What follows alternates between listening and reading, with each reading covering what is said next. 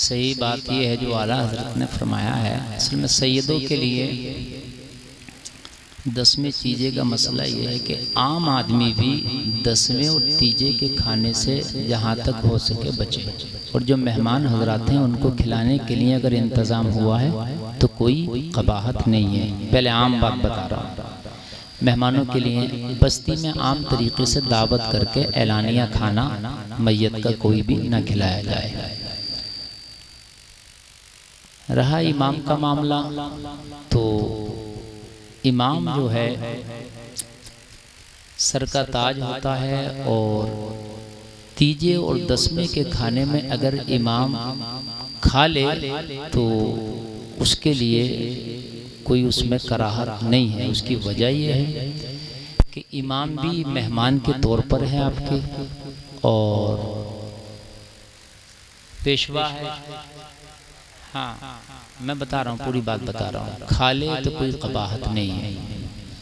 अब अगर फिर भी कोई इमाम सैयद हो या गैर सैयद, दोनों के लिए एक ही हुक्म है इसमें, चूँकि ये ज़कात नहीं है और ये उस हुक्म में नहीं आता। सैयदों के लिए ज़कात किसी भी कीमत खाना और लेना जायज़ नहीं है, तो ये ज़कात के हुक्म में नहीं है। एक खाना जो मेहमान की नीयत से बनता है तो इस हद तक जायज़ है कि मेहमानों को खिला दिया जाए और बस्ती वाले उससे बचने की कोशिश करें।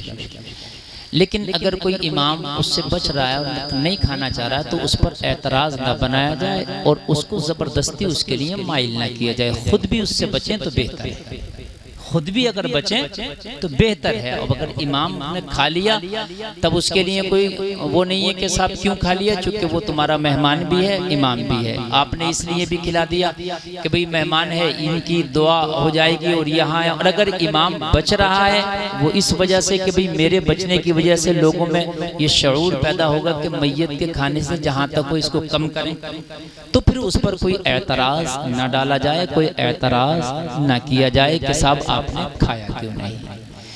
वरना तो आपने देखा है जिस दिन इंतकाल होता उस दिन भी 4-4, 5-5 भगोने बिरयानी के उठ जाते हैं। ये बात अकल में नहीं आती कि यार अभी जनाजा उठाया और अभी 4-5 भगोने बिरयानी के उठ गए, तो ये ऐसा लगता है कि जैसे पता चला था कोई बाराती आए और खा के चले गए।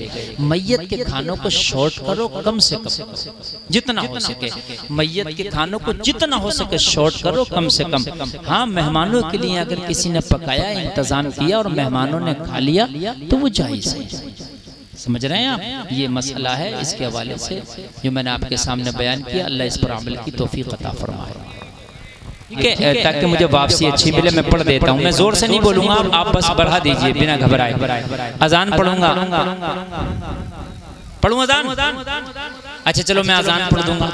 एक वादा करो, नमाज पढ़ोगे इंशाअल्लाह? इंशाअल्लाह। अल्लाहु अकबर,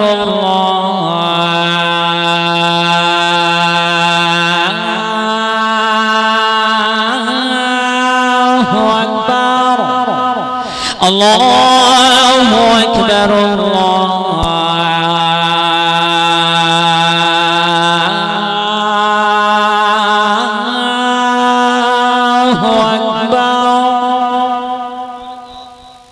अशहदु अल्ला इलाहा इल्लल्लाह,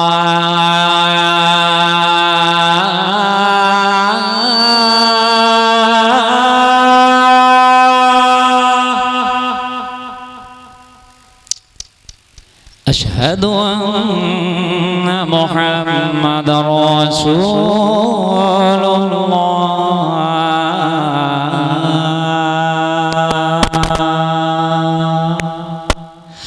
حي على الصلاة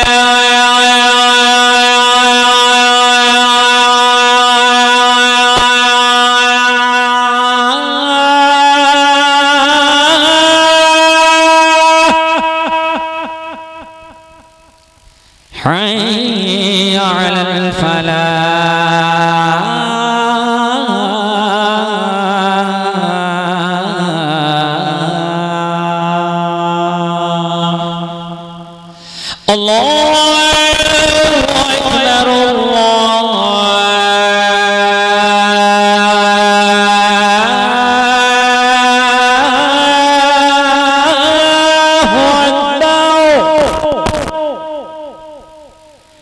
ला इलाहा इल्लल्लाह